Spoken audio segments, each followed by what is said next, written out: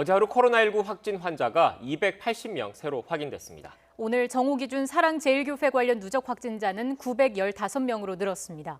취재기자 연결합니다. 신현준 기자. 네, 신현준입니다. 네, 오늘 정오 기준 국내 주요 발생 현황 정리해 주시죠. 먼저 서울 사랑제일교회 관련 확진자는 40명 늘어 915명이 됐습니다. 교인이나 교회 방문자가 564명이고 추가 전파가 237명, 114명은 조사 중입니다.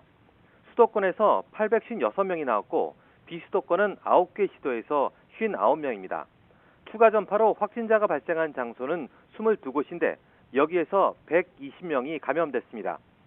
8.15 서울 도심 집회 관련해서는 17명이 추가 확진돼 누적 193명이 됐습니다.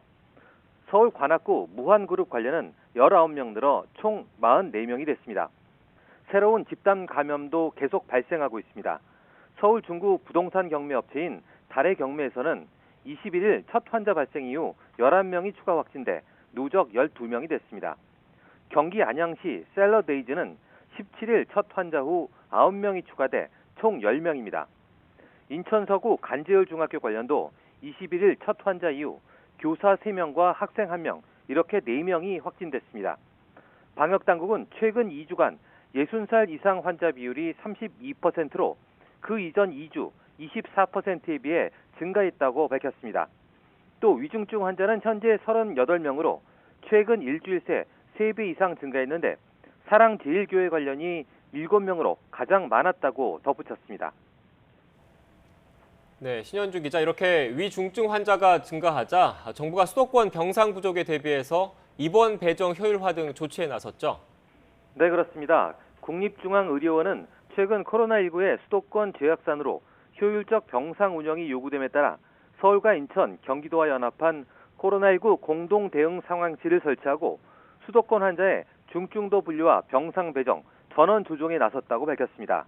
임상회에 따르면 현재 국내 코로나19 중환자 수는 30명, 전체 수도권 병상 수는 85개인데 어제 기준으로 가용 병상은 7개에 불과합니다. 이번 환자는 이달만 정점을 찍어 중환자 병상 수요는 급증할 거로 예상됩니다. 이에 따라 임상인은 증상에 따라 병상 배분이 이루어져야 할 시점이라고 강조했습니다.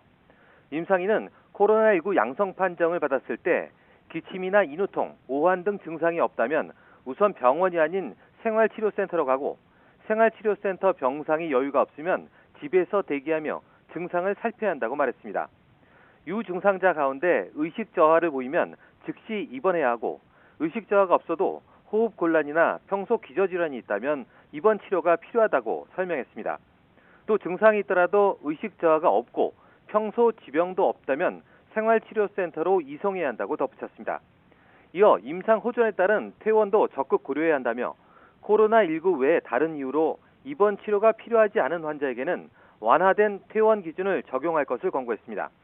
임상인은 코로나19 환자가 50살 미만이면서 증상 발생 후 열흘까지 산소 치료가 필요 없었거나 산소 공급 등 산소 치료가 종료된 지 3일 이상 지나면 퇴원을 고려할 수 있다고 밝혔습니다.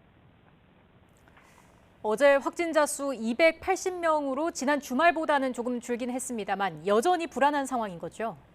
네, 오늘 0시 기준 신규 확진자는 모두 280명입니다. 한때 사흘 연속 300명을 넘었던 확진자 수는 이틀째 200명대인데요. 이로써 누적 환자는 17,945명이 됐습니다. 방역당국은 지난 주말에 비해 환자 발생이 다소 줄었지만 이게 지난주 수요일부터 시행한 강화된 2단계 조치에 따른 효과인지는 추이를 조금 더 지켜봐야 한다고 설명했습니다. 신규 환자는 국내 발생이 264명이고 해외 유입 사례가 16명입니다. 국내 발생은 수도권만 212명인데요. 서울이 134명으로 전체 환자의 과반을 차지했고 경기 63명, 인천 15명입니다. 전국 대부분 지역에서 신규 환자가 확인됐는데요.